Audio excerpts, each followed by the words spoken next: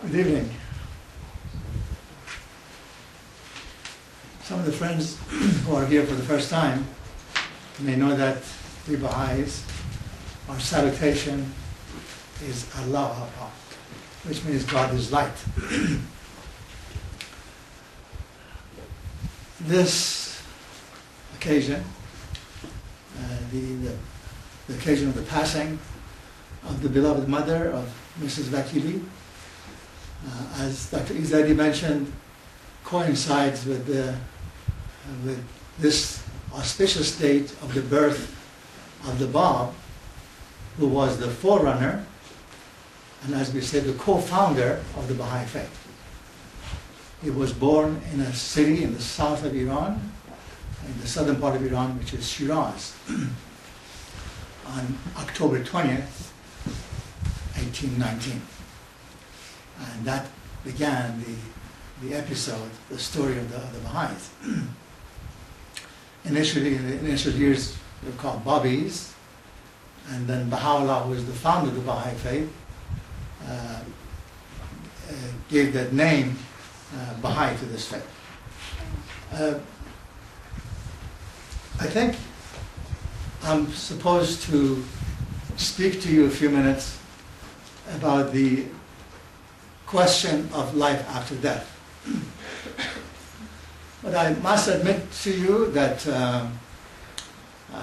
I prayed and I tried to get a vision of life after death, but I don't have a clear vision of it.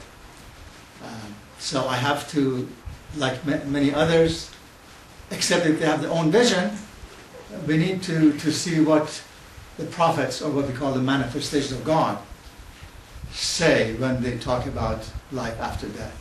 And also poets. Many poets have had visions of what life after death is, what it is supposed to be. So I'll just share with you a few passages from Baha'u'llah, the founder of the Baha'i faith, on the question of life after death, and also a few poems from a few poets that I'm sure you all know. But before I do that, I'd like to mention to you the fact that the Bab, the forerunner of the Baha'i faith, has two very important prayers.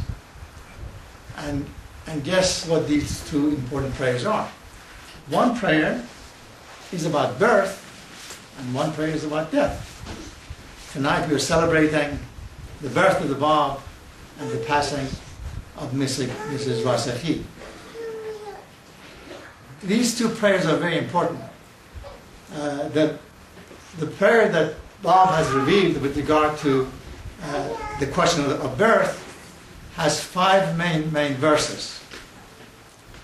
And the question that the Bab has revealed on the question of death has 6 verses that we all chant when somebody passes away. It's the same prayer that Baha'u'llah has also accepted that to be chanted. In both of them, the Bab talks about he talks about we. He doesn't say I. He says we believe in God. We accept and honor God. It has to do with these verses. What is important both in the prayer which is for birth and the prayer which is for death, he doesn't say I. He says we. And when he says we, it reflects humanity, entire human race. Because one thing which Baha'i faith is very emphatic about is oneness and the wholeness of the human race. The oneness of the human race. So these two prayers talk about we believe in God. We are satisfied with whatever the intention of God is. But it is interesting that the prayer on birth has 5 verses and the prayer on death has 6 verses.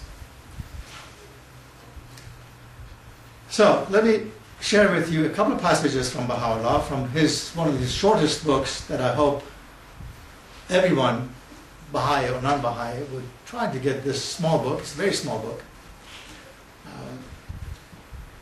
The very short passages. So I'll share with you 2 passages on the question of death from Baha'u'llah, from this small book, which is called The Hidden Words.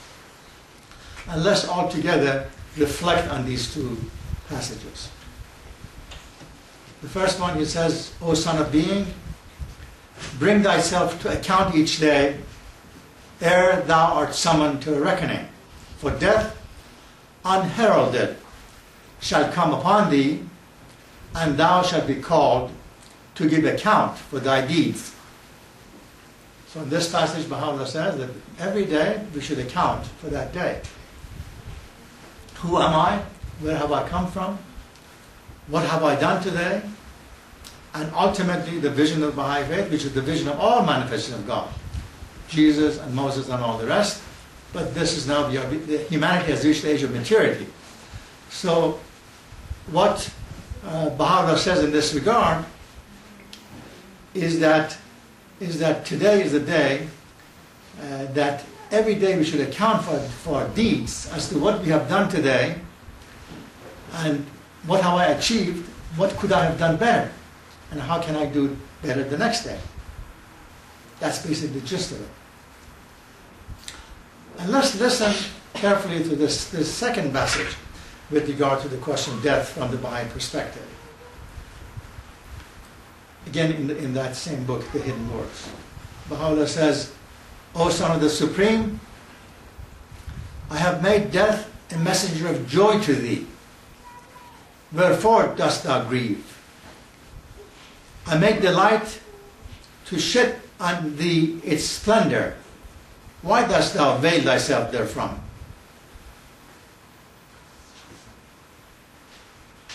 So as you see, particularly from the Baha'i perspective, death is not a day of mourning. We have memorial gathering to share what that person had achieved, what person has had done in his life, what legacy he or she has for us. But we don't mourn as such. We honor the memory. And in a way, Baha'u'llah says, it's a message of joy. It is not a message of sadness. So we are in that sense joyful. So with that, let me also share with you a very short passage from Quran, the holy book of Muslims. For us Baha'is, these holy books are chapters of the same book. There is absolutely no difference. They're chapters of the same book. As we go to the second grade and third grade, there is a new revelation. And that revelation is a new teaching from Moses and Jesus and Muhammad and the Bab and Baha'u'llah and so on. So this is what we Baha'is call the oneness of religion, the essence, the oneness of the essence of religion. So this short passage from Quran, Muhammad said, we're all from God, and to Him we shall return. We're all from God, and to Him we shall return. And this is the journey, from what we understand with our limited understanding, is an everlasting journey. We are on this path forever, the path of reaching God. And thank God that we're not perfect, because this is a search for perfection.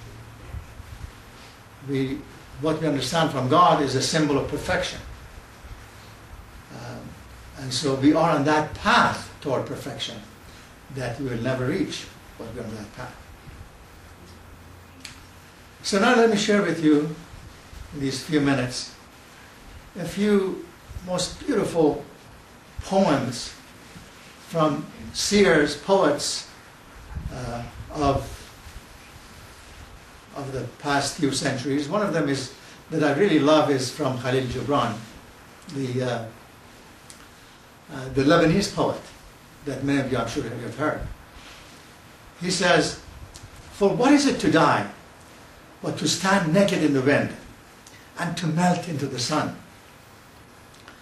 And what is it to cease breathing, but to free the breath from its restless ties, that it may rise and expand and seek God unencumbered?"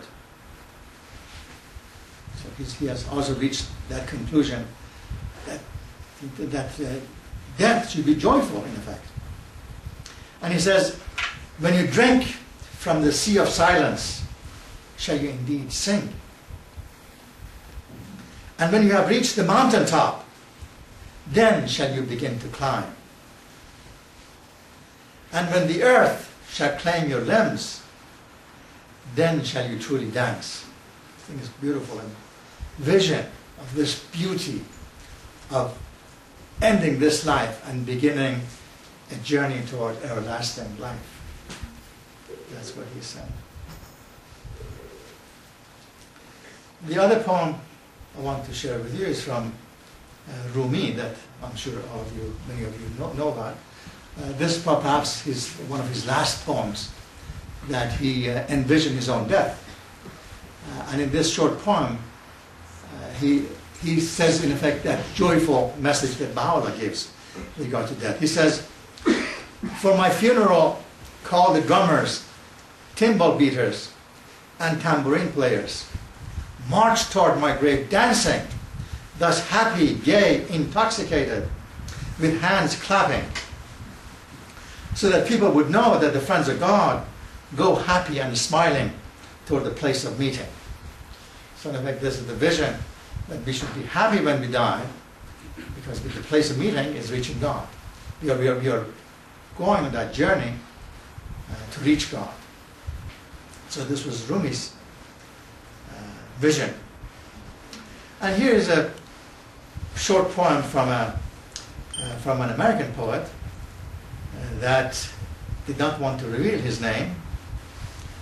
He wanted to give a vision with regard to his death. And this is what he says. He says, do not stand at my grave and weep. I'm not there. I do not sleep. I'm the thousand winds that blow. I'm the diamond glints in the snow. I'm the sunlight on ripened grain. I'm the gentle autumn rain. When you awaken in the morning hush, I'm the swift uplifting rush of quiet birds in circled flight. I'm the soft stars that shine at night. Do not stand at my grave and cry, I'm not there, I did not die. So his vision that death is not the end. Death is in fact the beginning. And we do not really disappear. So all of these poems really are in sync with the vision of prophets, of manifestation of God, who give us, who console us that we should not be grieved, and we should in effect be joyful. And I'll end my short remarks, which wasn't really remarks, it was sharing the passages from the holy writings, plus a few poems.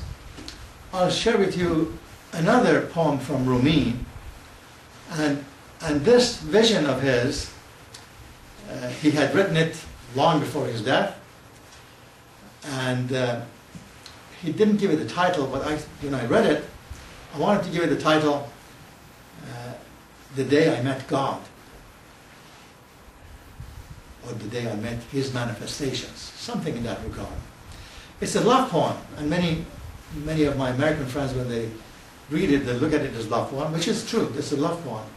But it's the love for Master of the Universe, and love for manifestations of God, and love for prophets. So I really love this poem. It's so both poetic and deep in meaning, because he's saying, I don't know how many of you have reached that point, but he's saying that he has, in his life, at that particular moment, he had reached God. He has met God. So in that sense, when we have that vision, it's even more beautiful. He says, from the beginning of my life, I have been looking for your face. From the beginning of my life, I have been looking for your face. Praise God. But today I've seen it. Today I've seen the charm, the beauty, the unfathomable grace of the face that I was looking for. Today I found you, and those who laughed and who scorned me yesterday are sorry that they were not looking as I did. I'm bewildered by the magnificence of your beauty and wish to see you with 100 eyes. I'm ashamed to call this love human, and afraid of God to call it divine. Your fragrant breath, like the morning breeze, has come to the stillness of the garden. I have become your sunshine and also your shadow. My soul is screaming in ecstasy. Every fiber of my being is in love with you. Your effulgence has lit a fire in my heart, and you have made radiant for me the earth and the sky. My arrow of love has arrived at the target. I'm in the house of mercy, and my heart is a place of prayer.